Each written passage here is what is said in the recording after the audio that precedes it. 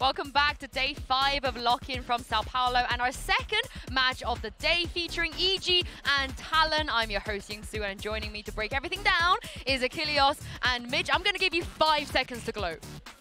Vamos, baby! Let's go. Okay, useful, fair enough. But let's talk about EG versus Talon here.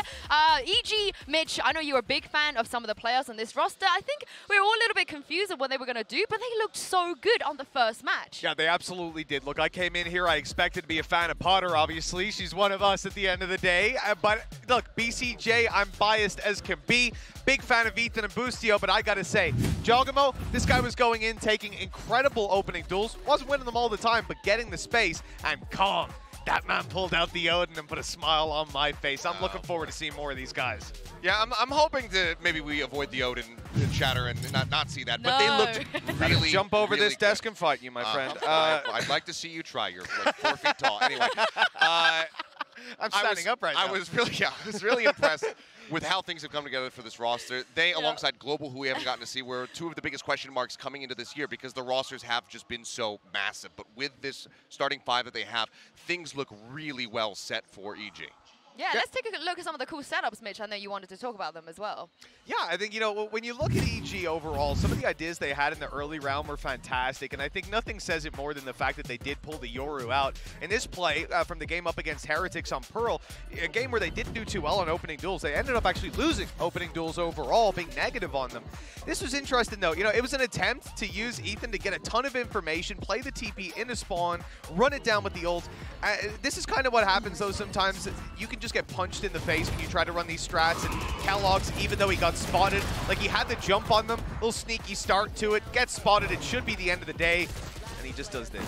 You know, Ethan does kill him in the end, so it works out really well, but you can see the idea where if they hadn't have pushed up on long, this could have been a fantastic round with Ethan completely getting all the information on their setup, coming up behind them and disrupting them completely. You probably would have seen a reverse of a flash that he's been doing a couple of times, right?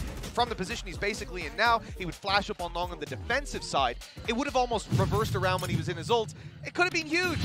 But again, keloqz got a 4K, which kind of disrupted that whole strategy. And you can't ever really quantify that into your strategies. I agree. I think they could have maybe held back a little bit on long and then scouted him out in that position, but it's unfortunately the way it goes. But keloqz was playing out of his mind in that first half. Yeah, I know also when it comes to this tournament, we've seen a lot of new faces, but I want to quickly point out 2 faces that we already know ahead of Lock-In, of course, Ethan and BCJ. Ethan, after attending some of the international tournaments, pretty much like faded into obscurity, and we knew what BCJ could do. But Seth, these 2, they just look so good. The synergy is there for this team.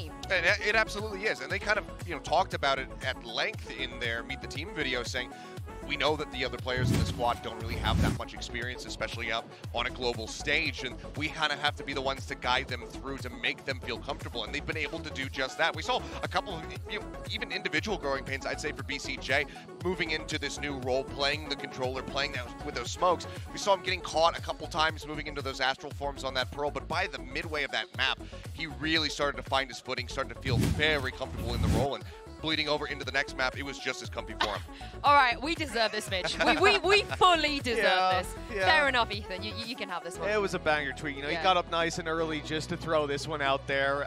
You know, it is sad to see all the EMEA teams going home, but I imagine he'll be shedding a tear for his NA counterparts, who I think they're packing up right about now. But also, we have good teams in the Omega bracket. I just want to preface that. Like, we still have some teams left. Yeah, I mean, some people have said all the bad teams were in this one. I didn't say that, but some people did, and I'd agree. Oh my God.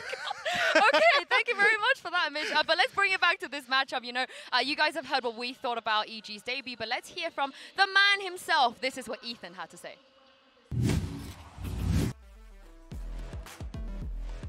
We're feeling good. It's probably the best situation you could have going into a tournament. Nice clean 2-0.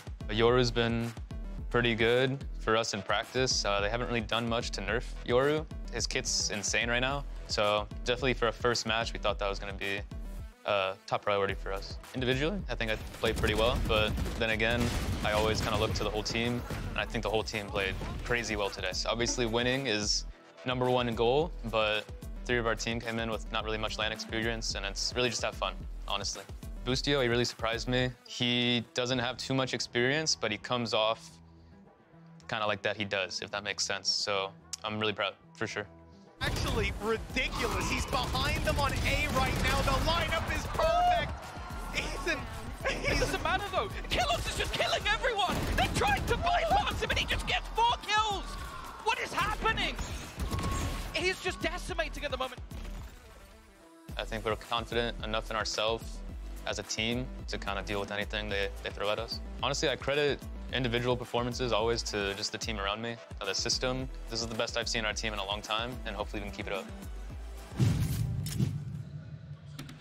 I think Ethan hit the nail on the head there. Mitch, you were casting that game. You know, we had some players to watch, but on a whole, the whole team, they played great. Like, Potter is doing some God's work out there. yeah, no, it really felt like they didn't have that player who was just steamrolling ahead. Even Ethan, when he was on the Yoru, look, he looked impressive. He was able to catch them off guard a ton.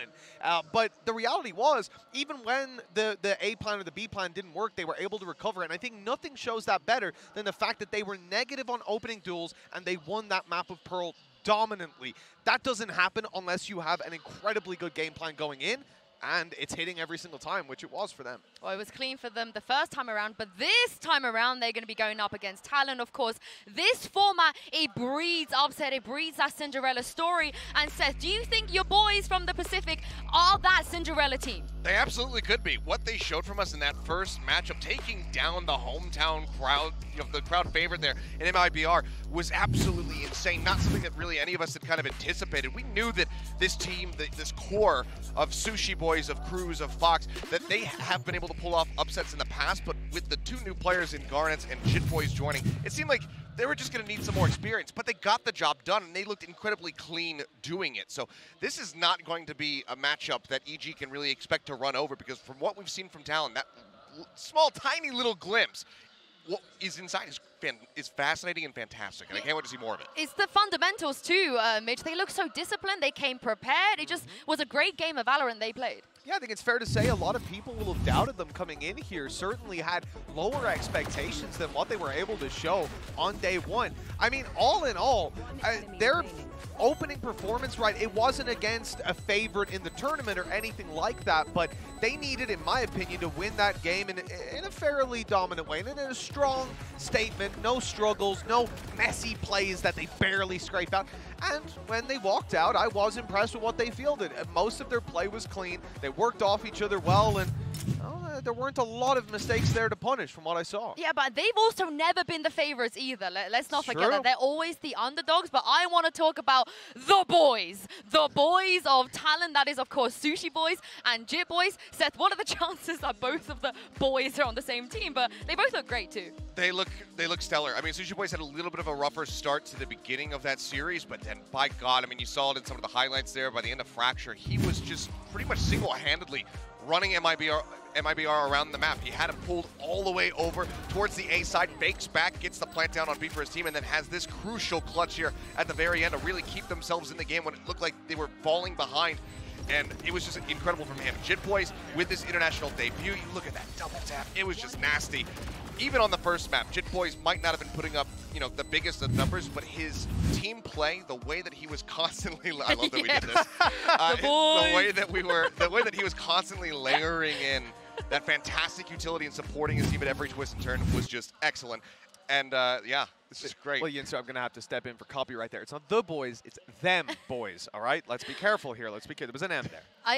Da boys? Can we do a Da Da boys? boys? They could be Da boys. Da boys? Da boys? Absolutely. Bad boys, maybe. We'll If see. anything, I feel like they're good boys. They're not bad boys. Maybe. They're good boys. And of course, they're going to be taking the stage now. We are ready, the audience ready, and it's time to get the next match started. Give a warm welcome to Evil Geniuses and Talon.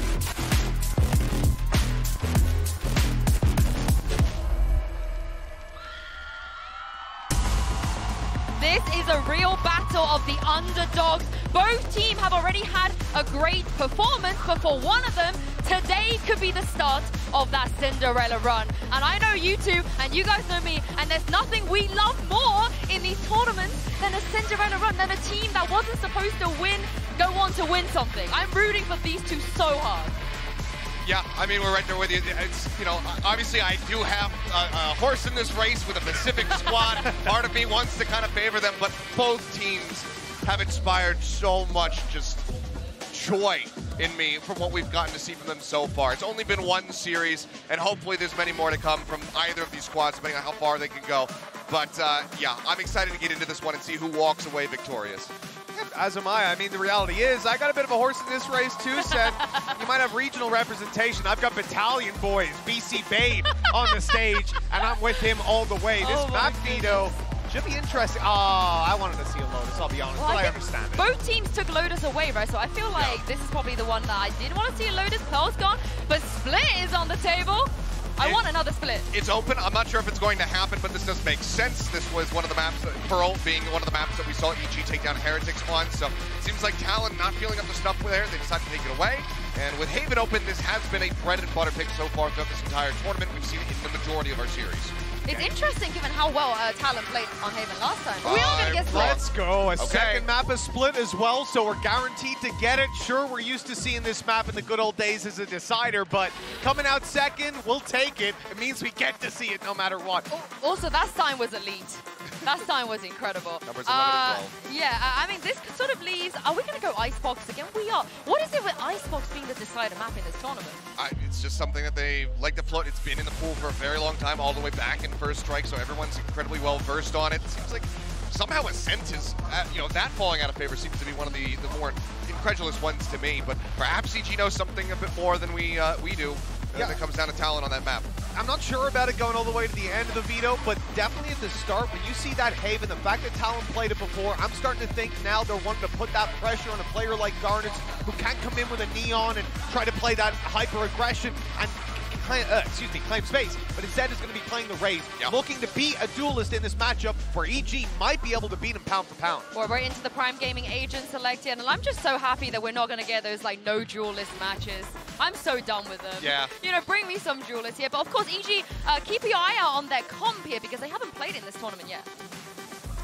I guess not, so we'll be a bit of a first look here. Looks like, okay, we saw the hover on the Raze for a moment, but Jawgemo is going to be going over to that Jet, and Garnets does as well. Yeah, that's a change from Garnets. You know, again, comes down to, do you want to beat him on just heads-up dueling space? Well, now he actually has that agent that's going to be a little bit more tailored for taking space. The same thing that will complement Jawgemo on the other side.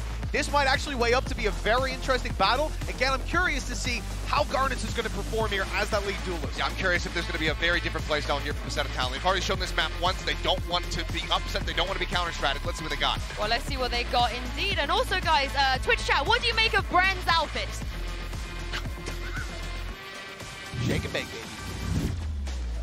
Thank you very much, guys. That's the important stuff to talk about. That is the important. Let's talk about my outfit instead of the match at hand, actually. Yeah, that's a good idea. We'll talk about the match. We'll talk about the match. This one I am looking forward to, Josh. There are plenty of parallels that you can draw between both of these teams in EG and Talon. You've got core veteran talent in both of these rosters, surrounded by rookies to the big stage, and also two teams where I would say the expectations for them coming into the tournament, into this event, were quite low as well. Their side of the bracket is so interesting because I feel like on paper, any of the four teams around there could have made a run like this, but it's EG and Talon that find themselves in this position. And you're right, there are so many parallels, and one of those being that both teams are underrated coming into the event, you know? only 12 fans that Evil Geniuses have. But they're going to be picking up more and more. Let's take a look at the pistol, because EG have gone for so many set strats in this tournament so far. A very, very prep-heavy team. We'll see what they can pull out now against Talon. For now, it's a battle in mid. A couple of shots exchanged, at least with the pistols, and a fast play towards it. Garnet's up, draft dash, no one clear in the corner. And Cornwell immediately capitalizes, but he is taken out, and it's a bit strained, isn't it? This fight is taking place, just trying to duck and weave and dodge inside the smokes, but a spike is rotating pretty quickly. And that's off the back of Cruz finding another important lurk. Remember how good this guy was in the opening match when he played on Haven. His Omen was finding all of these timings. And Cruz has just ushered the rest of his team in to get a plant down. They're still at a disadvantage here, but it's now winnable. The smokes just come back online, so that's going to be covering up Heaven, and Cruz looks like he wants to try and take the fight to them. Still being watched for the angle, though, and anyone could win it. Ends up being EG, down to that 2v4. The players really do. Fox needs to watch this angle. A couple of taps, but eventually everybody cleaned up, and it is EG who will be taking the pistol round. Only a couple of shots making the difference. 24 health, 23 health on BCJ and Jorgamo. That was a very tense, close pistol round. And I do want to put a serious highlight here onto Cruz. I wasn't even aware when we were casting their first game that he had started IGLing for the team. Because at every other event that we've seen, X10, Xerxia, Talon, whatever you want to call the core of this roster, every other event it's been Foxy who's been the team leader. And Cruz has only just taken over recently. That game on Haven where he obliterated the server, he was IGLing for the first time. And now he's made the call for the rest of his team to force up heading into the second. So a lot being put into this round. With the plant online, gives them that extra money that they can play with, and they're not messing around in the slightest. A lot of space being gained right now as they're trying to split up into A. Dash through, Sagan is cutting up a couple of the placements, stuns as well, landing, and the util at the back of the site, and, well, EG just overwhelmed. Can't withstand that kind of pressure. Ethan caught with utility in his hands there. Boostio trying to get the creep out. This is contact play as well. The Paranoia clears that one corner, close for them, and Boostio covers again. From the one angle in a fight trying to be taken, Sushi Boys not coming out on top. A rapid response from EG. That is amazing team play between BCJ and Boostio. I mean, fantastic. He pushes off the Paranoia, that isolates a 1v1, swings back around, and this player swinging default, look, shooting Boostio in the back, cleaned up by BCJ. Yeah. So good between the two of them. Excellent fragging too by BCJ there towards the end. And that was a dangerous round. Highlighting a couple of important things too as we head into an eco for Talon. Gives us the opportunity to talk about it. You can see Ethan has really high stats. Okay, I'm not going to go through each one, but he's the best performing player at the tournament so far. Only played one game, but really high up there.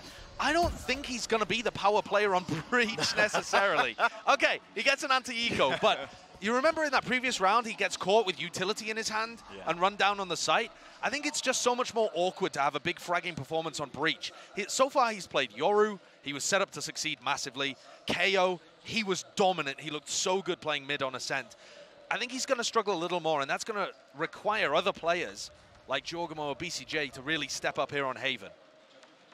Unless Ethan just surprises me and plays out of his mind. But he has played Breach before, and it often looks a little weaker of a pick for him. I assume, though, that he's just picking it because he's more comfortable than Com right now. Yeah. Seems that way. Interesting play by Cruz, actually. TP for the sound Q in mid to pull a couple of players towards B on the defense side, so it might give them the free plant that Talon are looking for. And indeed it does, so EG now just setting up for a faster retake. Better weapons in their hands. You can see the stun and the flash. Pretty clean, pretty clinical so far. It is Jip Boys doing a lot of work with that Sheriff, but ultimately 3 players remain, so the rifle's still going to be remaining in the hands of them. And the KO pick in general is an interesting one for Haven. You don't often see it. Usually you'd expect a double flash or a Sova with the Breach. And you can see there Com's little underhand flash that he tosses out from Heaven is probably going to be a key reason that they've gone for that. I'm sure they've got some other plays cooked up too. Yeah. EG have demonstrated. I mean, I was doing a VOD review of them this morning, Brent. I spotted 7 unique set plays in their first series across the 2 maps that they played on Pearl and Ascent. I'm sure they've got more, but the strat book looks fairly deep for Evil Genius. Heavy prep time for EG, that's the name of their game. Talon going in this, feels like into this tournament, honestly, with a bit of whimsy behind them. Right now, just make sure to watch these common angles, as they are holding for a deeper push towards up into A lobby. Is that just through the smoke? It feels like it, yeah, the smoke, I think, maybe just getting placed. And that peak timing, but now 2 players going to be evacuating, and they trust Jorgamo to be holding this line-of-sight angle towards A long. And this is an area where Foxy's going to have to commit the Trailblazer. Yep, there it goes, just to clear this out, in case anybody's pushed up onto a deep line. Ethan's gone for a full rotate all the way over to C, anticipating the rest of Talon dropping off, but this knife, does it catch anybody? It does. 1 player to breach. It's a pretty big option available to them, I think, in terms of that info as well, considering Jitboy's 1 away from his ult. Anywhere the breach is going to be as well, you're going to be thinking that's going to be where the execute happens, with 40 seconds now left into this round. This heavy investment from Talon. They've already lost that 1 player, Sushi Boys, early on, but see if they can make the most of it. Flash into the back of draft play as well. Onto it, Boostio will fall. And he had his lockdown available. So 20 seconds left, this plan. Will it be going down without too many problems? There was an aftershock there, potentially a faster play. There was a flash up close once more. Now the Rolling Thunder rips through that connector, but Talon still coming up on top when it comes to these kills. Jorgamo does dodge that util for a moment, now walking his way forwards. There's a flash to try and accompany it, make sure that he can get into the front of this site, but he is left grasping, trying to spot where some of these players might be, and Talon are playing this particularly quite well now, just biding their time, weaving in and out, making sure that there's not an easy fight to take. Even the spam through the angle, Jorgamo far too low now on 7 health, and it looks like the call might be made to just try and save here. Time running out. Beautiful play by Talon, actually.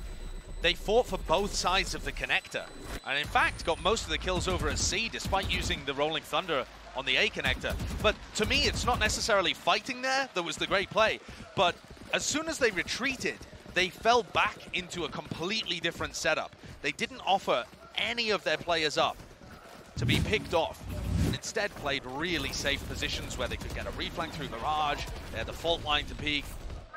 Talon clearly know what they're going for in the post plan. And that's a bit unfortunate for BCJ, isn't it? Yeah. Getting caught out like that is not how you want to begin this map.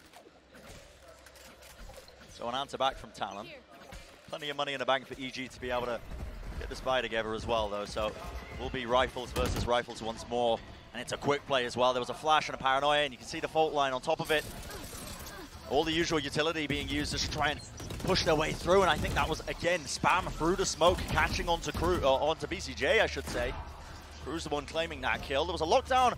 It's a fast approach. I mean, EG looking to try and retake this one very quickly. I believe there's a player detained there in the cubby, but we'll see what more they can really do, and Jitboys is covering the angle. The kill found, a nice double peek with the rest of them, as the aftershock was pushing them out of position, but they still need to try and get this defuse going. A one-way smoke, making things far too difficult for them, though, and it sets up Talon again nicely, playing that long angle. Another great post-plan setup from Talon. They're so good at being able to get into the site. And honestly, of course they are. Look at their composition. It's got double flashes with the paranoia. It's very difficult to stop this comp from getting into sight. But then, for post-plants, you have to be very disciplined. And I like the way that they play that. They're forced off site. They triple face to stop the first tap. They've got a one-way smoke. And in both of these situations, the last couple of rounds, BCJ's fallen in unfortunate fashion. Just spam through a smoke there. All right, bit of a set play. But oh my goodness. And I can't believe Sushi Boys was ready for that. Yeah, apparently expecting it. I mean, maybe the stun just orchestrating it a little bit too much. It definitely does. It definitely does. But I still think it's incredible that he was ready for the updraft play. Yeah, he was aiming at the sky there, more than ready. And EG are going to throw a bunch of those at you. We haven't seen them play on Haven yet, but just from how they played Pearl and Ascent, yeah, you know that they've got some set strats for eco rounds and the like. That feels like a bit of the stylistic differences between these two teams. You know, as much as we were talking at the beginning about parallels between them, EG Like you were saying, Josh, you know, very focused on set strategies, making sure that they have set plays as well to try and push them through and win them rounds. Sometimes, though, can take matters into their own hands with a couple of risks, but still a 4v4. Does claim them one rifle, though, on this flank, and we'll see what they can get done here, because Susha Boys is going to have to be quite active holding down this flank. It's a flash to repeat. Boostio was ready for it. Wow. Dodged the flash. Really fast reactions on this one, and this could begin to get a bit more dangerous. Cruz TP's across. Never flashes through the box. It is dodged. Smokes are starting to fall now. BCJ swinging wide with the stinger. Bit of run and gun at play. And everyone falls, collapsing to the setup of EG. After we just praised Talon for 2 really nice post plants, that one fell apart far too easily. Yeah. There was no good weaponry available to EG until they got that one pick. You can see EG actually pinging it out on the map right now. Probably someone asking Boostio, where did you get that first kill? Where did you get the rifle? And it was off this push down mid. Yeah. There is no world. No There way, is no man. world he hit that. You've got to be kidding me. That is disgusting. There's I mean, that's just honestly, no way. that is just a LAN moment. You can only do that on LAN. You can only do that on LAN, man. That's like just a pixel angle. Wow. That's the shot of the tournament so far. Talon has still been able to scrap together a bite. Guardian in the hands of Garnet, but down a swarm. Set util, a gap in the smoke. That is a bad smoke, and it's credit on opening, but coverage was there again. Jitboy's the rookie, just trying to help them out. A bit of a, okay, silly play almost, just wading into the smoke, and still that gap just really not helping them out in the slightest. Ethan being able to take fight after fight from that one position. Still no one's cleared him out of it. He is low though, so Cruz returns to fire, but he is the sole player left alive now for Talon. And Jorgamo, good God, man. That is crispy. Jorgamo and Boostio really looking like they're on fire. But I think it's worth saying, Brent, Cruz and BCJ are similar players in the sense that they've both recently had a swap over to the smokes role. Yeah. They were playing Initiator before, and BCJ certainly demonstrating a higher level. But after the recent swap over to smokes, we're seeing some really high highs and some basics where there are gaps in their play. Something where time will just have to, you know, I think iron out any sort of missteps. Definitely. Play where we've seen BCJ maybe getting caught out here or there, but this is Talon taking a timeout.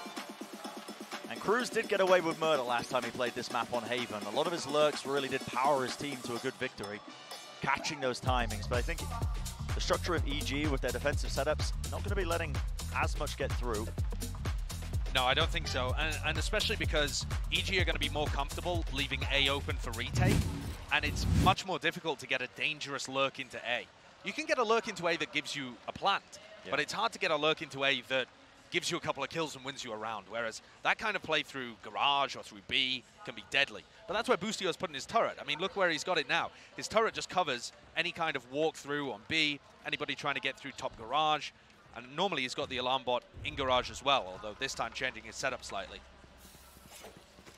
So Talon taking that time out, probably to discuss the round 9 plan rather than this one. But who knows, maybe someone can hit a Boostio flick pixel shot. I guess not a flick, the Boostio pixel shot. Yeah, the reaction time test. Yeah, there's definitely a reflex play of the day. The weaker weaponry for Talon. It's a slow start to the round for them. Just contacting up. It's a risky play, but they don't want to give too much away here. Just hoping that they can catch someone unaware. And that player might be Boostio. Pressure's going to be on this guy now. You can see him being swarmed from every single avenue. And finally, the util going to start triggering it. Jorgamo's going to be covering the one angle for him. See, the dash was activated, but spam straight down, and a lovely smoke to try and separate at least that he could play around. Still the players fall, and the spike will get planted for Talon now to play this post plant. Taking with the up, never really going to be too ideal, but there's a Paranoia now to Rolling Thunder actually off the back of that. Just a small piece of utility being used, and Jitboys, well, the flash is just immaculate. Catching through, and it's up to BCJ. from the heaven position, does have the rifle, needs to take a good fight, but just mistimes it. And what a round by Talon. So many thrifties in this game so far. Talon with another great post plan. And Jitboy, I feel like he was not able to have this level of impact the last time we saw him on Haven, but since then, woke up, his Fracture performance was huge, his Breach play now, I mean, farming the Rolling Thunder and using it to massive effect in this round. Separating that retake and allowing Foxy to pick people off at will. Yeah. That setup from Boostio, though, not a fan of it. And Boostio has gone back over to a different C setup now. It really does leave him a bit high and dry there. I mean, I think there was a smoke to try and bail him out in that prior round, but matters not. They also broke his short Nano Swarm before he could activate it. BCJ holding close with the Judge. Yeah, can he be the difference maker? He's paranoid. Not revealed just yet, still wading into the smoke. Got it. I mean, just spamming a common angle, I suppose. Stray bullet lands onto the cranium of BCJ, but that plan down now, these post plants, we'll see what Talon can do in it. It's fantastic ultimates for Talon. They should be winning this. And if Ethan could have got behind there, maybe he could have been the game changer for them. I just don't see how this retake is going to work. No, with Jorgamo as well retaking with this operator, I mean, the possibility is there with the angle. There is no one-way smoke, obviously, and there you go. What? Switching straight into this one. The Aftershock, I think maybe Jitboy just playing close into the cover here now. An attempt is made, sticking to the fuse, and the flank timing by Sushi Boy is just slightly off. EG making me eat my own words. When I saw that operator in the hands of Jorgamo, I was thinking they could have a difficult task ahead of them, but now can play those sight lines straight down the angles, and yeah, EG very disciplined being able to hold that one down. I'm also really surprised that Sushi Boys doesn't try to commit an ult to it. He went for a reflank garage and he was way too late. Some kind of miscommunication there in the Talon camp. Ooh. Good shot from Ethan with the Guardian. And that has hyped up EG. So far is EG with the edge. Not wasting any time with that one, are they? Look at them. Jorgamo pushing all the way into A lobby, taking all that space at the back of the KO knife, but Talon for play of their own, pushing all the way forwards, and it's into connector. A bit of a bait and switch. Garnet taking up all the space in the connector, but no players to meet him.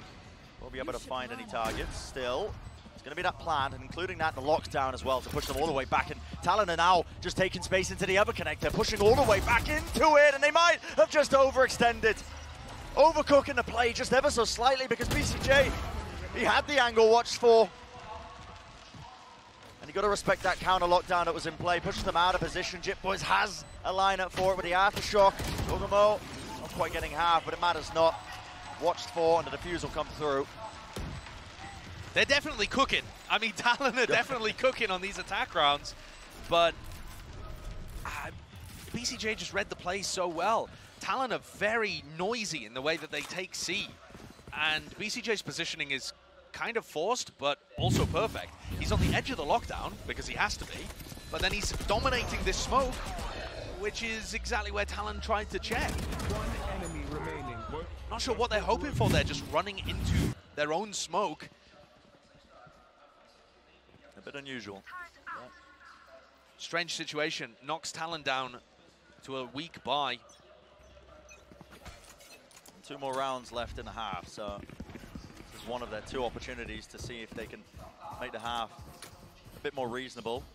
Potential for 7-5, but it'll take quite a bit. Garnet's with the spike in his hands, getting chunked down. My goodness, just wading into the Nano Swarm while this was happening. I mean, this is just brave, isn't it, from Jorgamo? Some backup there with a paranoia. What is going on? Just TPing all over the bloody place. Ours Crew's not taking a point of damage. And still tries to take the fight. It's being watched for. Rolling Thunder used, by the way. Into the side to try and take that space. It's all over the place. Right now, swinging through with a dash. Knives ready. There's some backup once more. Players taking quite a bit of damage. It's all just down to Fox. Reflank as well. BCJ finds the kill, so safe hands once more. And so EG coming up to quite a commanding lead so far. And one more round to potentially get that 9-3. Extremely puggy game, though. Yeah. I mean, rounds like that, chaotic, happening down C long. In terms of really how Evil Geniuses were dealing with it, with BCJ and Jorgamo, just awkward exchange. And a Rolling Thunder being invested there as well speaks to how much EG are putting respect on Talon and are worried about losing those kind of eco rounds. And it means that Talon have a massive advantage here when it comes to the ult economy. Big rounds, big ults to get onto the site, big ults to be able to convert. And EG are committing 4 players to an A lobby control play very early. This puts Boostio on an island. Pressure is on. Trailblazer to lead them in. It does take this space, but they don't spot too much. A lobby push. Setup, yeah. Well, the A lobby push, yeah. And it's going to be watched for, I believe, by the alarm bot. So yeah, they found the alarm bot. I thought Sushi Boys was going to be waiting for it with Cruz, but they decided to just take the C site instead. However, Sushi Boys has called for reinforcements. Oh, here we go. There's going to be a bit of a clash now onto the flank. And Com has used his null command so far early. Away. It's so far away, isn't it? A little Incredibly bit odd. early. Maybe anticipating that they might be trying to use the ults to try and retake with, but okay. EG, they do take good fights. Eventually, Ethan helping out, swinging through double doors, but not going to be any sort of suppress. And now you see the ults being used. That's the Rolling Thunder by Jit Boys to push them away from that spike, but the defuse now coming through up close and personal. It is so damn scrappy, and it is just being stuck. Nothing to stop it, no sort of spam. And apparently it's a Red Bull clutch. As we end that final round here, 9-3 will be the scoreline for EG leading. What a half! What an absurdly strange half. But while the timeline is up, take a look at those retakes. Talon did a great job getting the plant down every time, but my God, they could not hold on to it. EG's success in these retakes has just been paramount, hasn't it? But it was all over the place. All over the place it was. Listen, it was a coordinate match. I mean, look at Ethan giggling about that one. Sometimes you listen on the big stage, things like that can happen, but that's going to do it for the first half of Haven. Let's send it down to the desk to find out more. Thank you very much, Bren and Sideshow. Now, we haven't seen EG's Haven just yet. Midge, what did you make of that first half? Look, it was pretty hard to point out any flaws in that, even coming in up against that second round force buy, and they looked incredible. Not really on their defense, like on their holding and preserving sites, but getting back in there, as Josh and Brent said, was just unbelievable. They were on fire. Yeah, I mean, just incredible stuff here from the side of EG, and I mean, shutting down that buy coming in from Talon was absolutely monstrous. It seemed like they had it completely in their own hands, but it just gets turned around in a blink of an eye. Yeah, it's always just so fun to watch. This is disgusting. On the way back through, the fact that they're consistently backing each other up, Boostio and BCJ. We saw it in that very second round, the teamwork, as they're able to trade off every single fight. And then even further into the game, they were just individually popping off when the teamwork faded. These guys, we talked about them boys before. What? Well, Boostio and BCJ, them B-boys are here to play. And they really have been drawing my eye throughout this entire first half, just looking unreal. And, well, they got the moves, as we saw. Yeah. Sure. All right, I'm still kind of reeling from that one. You were telling us that there was a graphic coming up. We didn't know what it was going to be, but that was definitely not what I had anticipated. You probably thought there'd be stats on it or something. All right, look, for Talon, they need to find their protocols. They need to be able to follow the script. We saw them be able to rally back after the coach called the timeout, but then things slipped out of their hands once more. They need to be able to course correct. They cannot just rely on the coach's timeout to make it happen. Well, wouldn't be the first 9-3 curse we have seen. Back to you, Bren and Sideshow, to take us through the second half. Will be interesting to see if they can do it. And for Talon, I think the pressure is going to be on the shoulders of the rookie player Garnet as well. How he matches up in that head-to-head, him versus Jorgamo. So far, Jorgamo, the one who's really leading his team. And we've seen from Talon a number of interesting trap plays when they played Haven on the defense. They didn't get a ton of value in their opening round, but nevertheless, they showed interesting set play ideas. That stun lands on so many people. Yeah. Oh, they just want to fight it though. Straight up, it's a scrap in A lobby. Swinging through into shorts. See if the shots can be found. Eventually resetting the aim a little bit there. So going for that 2-for-2 play. Big flank. Big flank already occurring. Not wasting too much time. How is Jit Boys getting away with that? Again and again, still in short. The wider swing still finding his mark. The player's weak enough for it. And just trying to contest through the smokes. Talon taking that pistol round, very important. A major pistol keeps them in the game. If EG had won it, that might have just been over in a flash.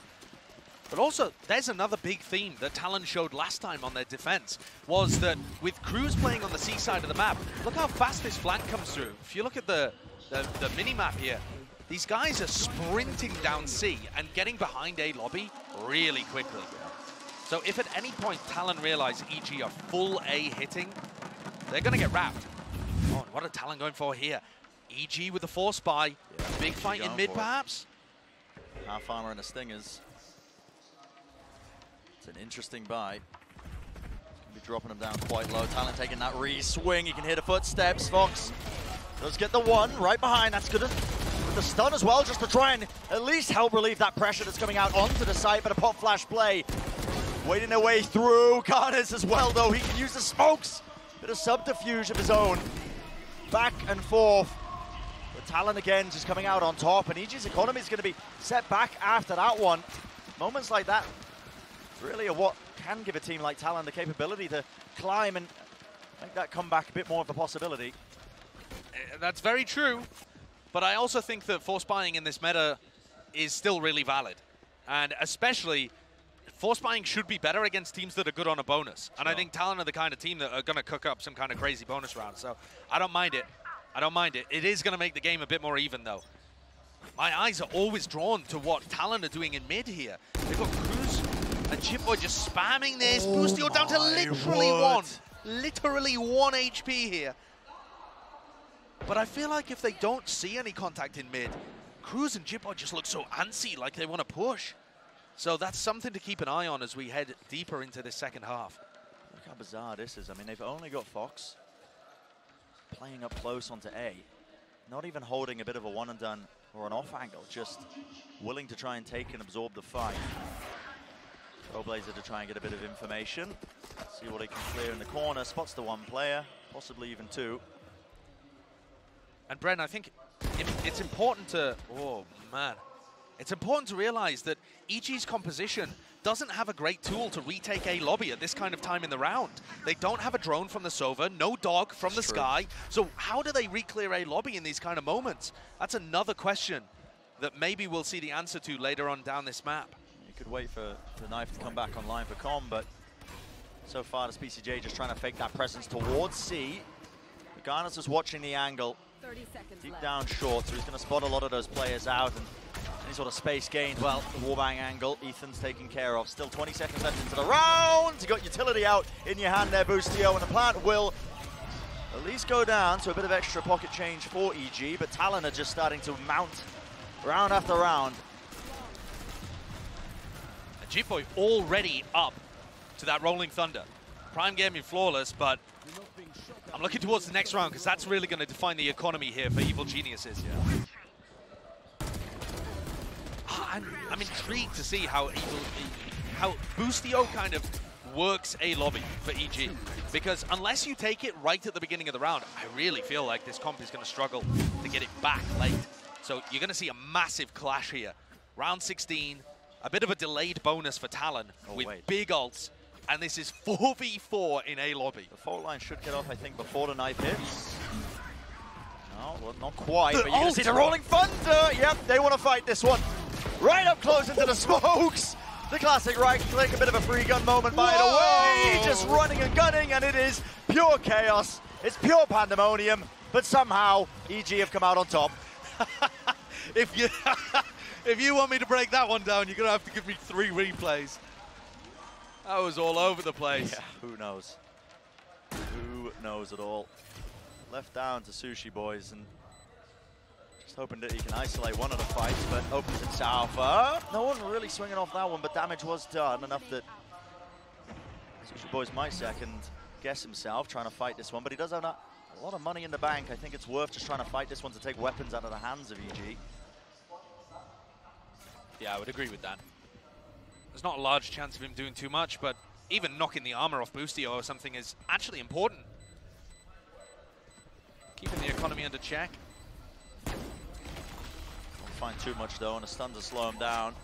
Making sure that they can retreat out of there, so EG safe and sound, and now that's going to find them on their 10th round here. Ooh, Sushi Boys just gets away. Yeah, the clash in A lobby is massive. It looked to me like Talon just overextended, trying to follow up on the breach ult a little. Garnet got good value over on the A side of things, but maybe the pushing short just not quite working. Yeah, it's those replays you're asking for. Exactly. Well, that's the crucial one, actually, because the Rolling Thunder and the Paranoia both missed. And so Talon are super hard committing in A lobby, but they don't realize no one's stunned and no one's blind. Yeah, I feel like you need a smoke at the back of A lobby there to even fight that, but it just wasn't there. It's an open sideline, open angle. Well, fast play anyway. EG not messing around, are they? No command popped off. It's gonna be that C-split working their way through. Lovely flash to push that angle off Garnet's. Still alive for now, but eventually falls. There is gonna be that trade, and right from the side, just into the corner of the site, no one clearing it. Cruz with the slightly deep ajar smoke, I suppose, at the top of C, just gives him that tiny amount of room to work with. And that one is unfortunate for EG. They decided to go for a C-split off the rip, and Talon already had 4 players in that area of the map. So one goes down to the operator immediately, and Talon have already got all of the reinforcements there to play every angle, every crossfire. Yeah. I don't think there was any way that EG would win in that round, but it was a bit of a roll of the dice. And so far, this map has been a bit bizarre until the way it's been played. There's still danger in this too. Yeah. Round 18 is going to be a force from EG. Chogamo with the knives, Boostio only with Stinger. Seeing what they can get done, that's a bit of counter spam. Com almost punished there, the Trace is giving away his position. Jogamo does have all of his util to work with, but you're all right, Josh. How do they clear this? It looks like a deep smoke to cut off that angle. Yeah, this one just designed to deny information, make it seem like EG could be crossing short or long. And forces out the Trailblazer. I think they're going to have a decent idea that there could be people trying to get into A. And this is a dangerous task. Garnet just trying to hold down the one angle. Dodges his teammates' flash that does get them good information, but right as the dash was fading, he makes the most of it. Combo falling, but Jogamo not wasting any time, but spotted in the end. Wow. Just on that left-hand approach, taken out. Garnet's managed to updraft as well onto this sniper perch, and my God, rattling shot after shot. Absolutely destructive round from Garnet. BCJ does claim 2, though, in the middle of all of this, so... He'd have to be on for the ace, though, Brent. Yeah, it would be a massive task ahead of him, and there's not much time to work with at all. Being surrounded now by the Talon players who are aware of his position.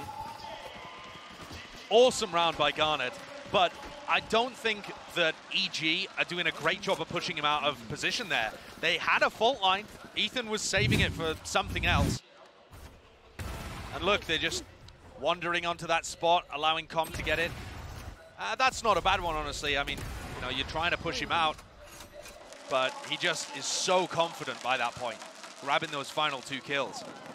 Talon are straight back into this game. Oh, yeah. 10-8 the scoreline. They're favored in the next one because EG are dropped down to a bad bye. And once more, you see them kind of itching for a fight in mid.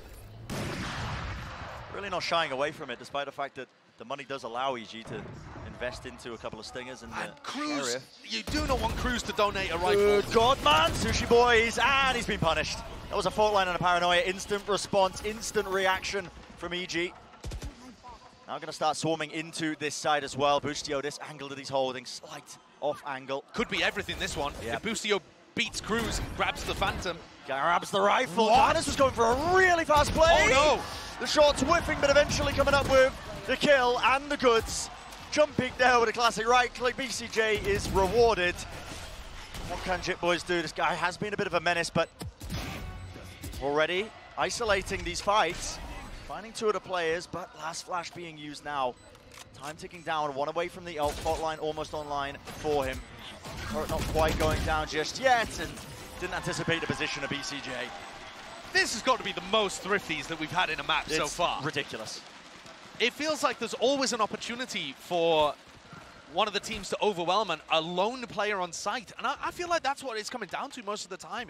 The defending teams just not really respecting the fact that the attackers can bunch up and bowl someone over. Cruz definitely could have been a bit smarter with the way that he played that too, anticipating somebody to be watching for the flank. He ran into the alarm bot, Brett. I mean, Cruz ran into the alarm bot and then didn't pay any attention to where Boostio would be. Garnet has immediately found a kill with the operator too, just peeking. I mean, there's just no slowing down, is there? Feels like round after round, and that was BCJ TPing into spawn. He's been dealt with. Shorty up close, has to reload that one. Garnet, he's breaking ankles out here, man, and he's found the kill anyway. What are we witnessing? This is amazing. Oh my God. Wow, everything in that round, from BCJ teleporting into spawn to the double shorty kill from Garnet.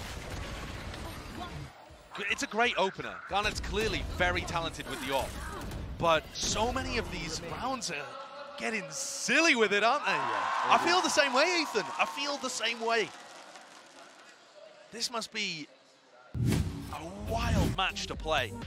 Can you imagine yourself being sat there on the stage playing probably the biggest game of your career, unless you're somebody like Ethan or BCJ that have been in these positions before, the more experienced players.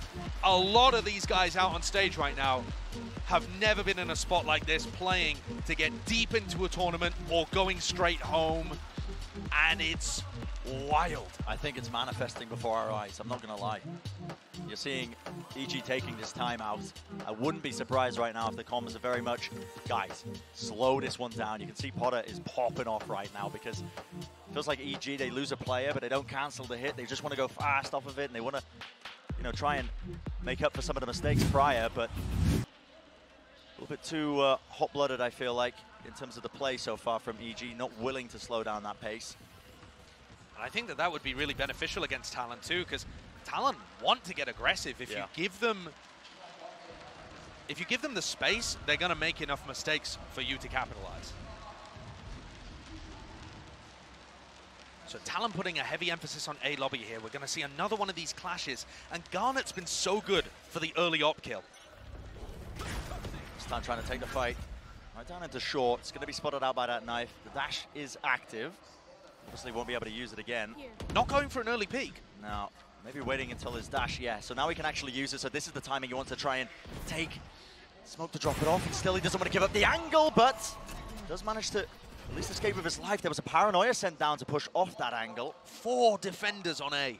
Yeah, this is a massive over-rotation, isn't it? Boostio's kind of got the rest of the map in terms of utility. Sorry, Sushi Boys has kind of got the rest of the map in terms of information. And to be honest, BCJ hasn't really been that active on the lurk roll, so I don't think they were too worried about it. And look at that. TP across great information for Cruz. Yeah, he's going to be saying, okay, there's no players over on that particular section of the map. Guys, it's probably leaning towards this A hit. Boostio does have the lockdown to try and get them into position. Double face. He wanted to use it. Oh my goodness. And still the fight continues. Not willing to give them an inch. Still EG, both players cutting across the angle with a TP from BCJ, but again, it's going to require a miracle. 25 seconds remaining. No more TP available to him. Still just about narrowly escapes that one angle. Garnet's the jump peak. Does he spot it up close? He does. Good discipline from them and backing away. Time running low. The call is made just to save the rifle. BCJ does have enough to spend into the next one. Gonna aim to do some damage, but I feel like you should just be saving in that scenario. Yeah, the money's going to definitely be getting tight here. Talon's defensive rotations looking gorgeous. Reading EG completely there. And it was slow. I mean, coming out of the back of the EG timeout, after whatever Potter said, they absolutely slowed the pace. But the big problem is they never created a threat elsewhere on the map. No, there was never a tell that they could have been going C or B or anywhere else. Just one piece of utility. And again, actually, that's where a lot of teams are using the Sova drone for misdirection. Yeah. And instead, this EG comp is playing very face up. So Talon not getting punished for that over-rotation. It's a bit different, though. So trying to take control subtly through A. That's a stun and a fault line, though. Re-clearance. There really just wasn't too much else off the back of that one, but still, BCJ falling now. And that's all the info. They know exactly where these players are. They've got to be Garage and B. Yeah, It's going to make it really, really difficult. In fact, all the space was taken up by Talon. They're holding this long angle. Jorgamo, oh, he was watching it, the updraft play. Still, the double face, the double swing. Util now being used forwards. There needs to be a bit more behind this one, but Cruz just leaving it and just completely unaware that there could be another player. Why not? I suppose they would have been swinging with them in the first place. And again, Ethan just trying to make a risky play, trying to swing into the spawn, but that was a full investment by EG, really. Buying up into that round to just try and get over that hurdle, try and get past that 11th round that they've got, but all it's resulted in now is an even scoreline. And while it might feel like similar tales to the first half with the defending team dominating the score, I actually feel that the way we're getting to this spot is very different. Talon were having big executes to get in on the site, but then failing the post plants. For EG, they're having difficulty even getting onto the plant. They're losing players 2, sometimes 3 before they even get the plant down. In that situation, they don't control C long. It's awkward for EG from the beginning of the round to the end. At least Talon were getting the execute portion correct, even though Evil Genius's retakes were working. So I've got to agree with this second EG timeout. I mean, Potter's popping off again. We're just not seeing enough layers for the EG plan on their attack side, at least to give them enough backup plans in case one section goes wrong. And this was my concern with EG after watching their first series, actually, is that the set plays looked beautiful, but that on-the-fly calling, the mid-rounding, the overall IGLing coming out from Boostio seemed like it needed a bit more time. Like it was still a very new team that hadn't quite figured out the layers that you need to be able to get deep in a tournament. And this is getting close. EG maybe even considering going for some kind of force, but I think the best option here is just to play it safe. Oh, they are going for it. Yeah, they're going for it. I mean, Jorgamo's one away from the knife, so I suppose that's the justification, but my goodness, what a call to make. Because you're on a precipice here. I mean, you're investing almost everything into this round. If you lose this one, it's going to be map point for Talon, and your money is just going to be in the bin. Yep. This is for the map. Such an important round. How does this begin? No utility used for EG towards A lobby. No. So Talon immediately rotate off A. They're getting the read on EG in the first 10 seconds. It's a massive read as well.